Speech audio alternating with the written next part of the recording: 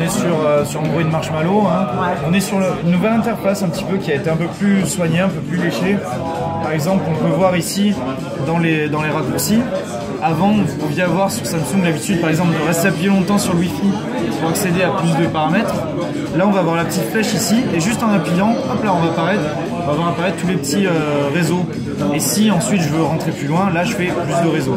Ok. Voilà, on a comme ça un petit étage qui s'est rajouté entre deux. Pareil sur le son, là, d'un coup d'un seul, je peux mettre son vibreur muet, et ainsi de suite. Je vais l'avoir ça sur tous les endroits où vous avez une petite flèche.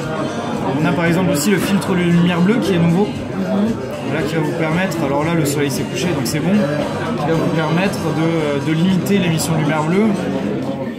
On peut voir en lançant l'appareil photo, hop là, qu'on a toujours déjà, vous avez pu voir, le double appui qui est arrivé avec la S6 et qui est aujourd'hui un peu une marque de fabrique chez Samsung.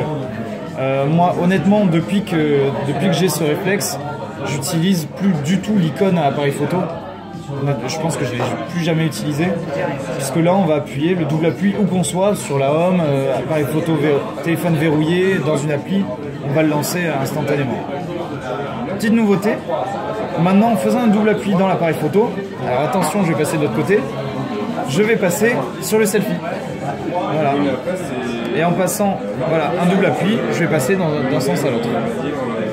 Pour continuer sur l'interface, vous pouvez voir que l'interface a un peu été épurée, puisqu'on avait parfois beaucoup d'icônes, des icônes de la grille, du flash, de la résolution et ainsi de suite.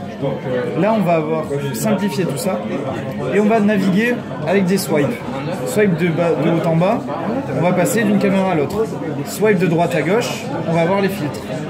A l'inverse, swipe de gauche à droite, on va avoir les fonctions un peu plus poussées, fonction pro, fonction panorama, fonction HDR, et ainsi de suite. Et ça, on l'a pas sur le S7 Edge, par exemple. Ça, on l'a pas aujourd'hui sur le S7 Edge. Pas aujourd'hui. Ça pourrait arriver, éventuellement avec une mise à jour de Nougat, mais on l'a pas, qui pourrait potentiellement arriver dans les jours à venir. L'icône flottante. Puisqu'aujourd'hui, quand on fait des photos, des fois, notamment en selfie, on va pas pouvoir toujours avoir la position la plus adaptée pour appuyer sur son déclencheur. Comment elle apparaît, l'icône flottante? Alors, pardon? Comment est-ce qu'elle apparaît, l'icône flottante? Alors, il faut l'activer dans les paramètres de l'appareil photo. Une première fois, on l'a ici, c'est touche appareil photo flottante. Et une fois qu'elle est activée, elle est là, et on la positionne là où on veut. Mais vraiment, partout, là où on veut, sur son écran, voilà, c'est vraiment partout. L'idée est de pouvoir lancer l'appareil photo, par exemple, si je suis gaucher, je préfère le tenir comme ça et l'avoir ici plus haut. Voilà, vraiment, il y a autant de situations, autant de positions qu'il y a de situations. Des fois, on fait un peu le contorsionniste pour réussir à trouver. Ici, on a plus de problème. Autre fonction qui existait déjà sur les S, sur les A et ainsi de suite, la fonction selfie pomme. Comment ça va marcher? C'est très simple. Je me mets en mode selfie.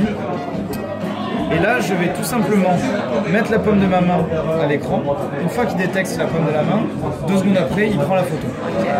Lecteur d'empreinte digitale qui s'accompagne d'une petite fonction, qui est la fonction, qui n'est pas sur celui-là, qui n'a pas été activé, qui existe partout, bien entendu, pas seulement sur les roses, c'est le dossier sécurisé.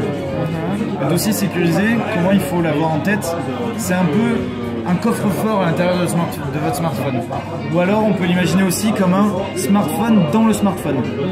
Dans la mesure où mon smartphone est déjà bien entendu verrouillé via mon empreinte, mais je peux en plus avoir mon dossier sécurisé.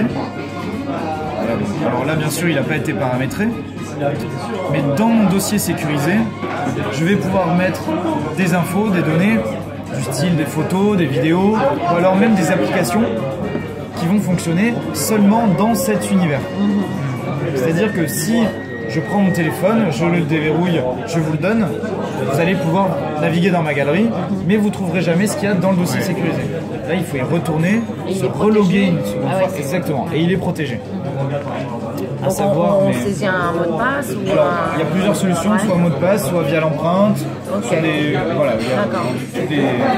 des dispositifs qui existent aujourd'hui pour Donc sécuriser.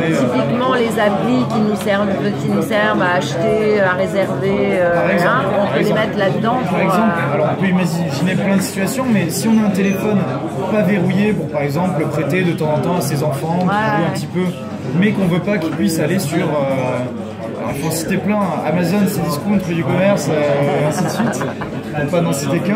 Non. Voilà, on peut les mettre dans le dossier sécurisé.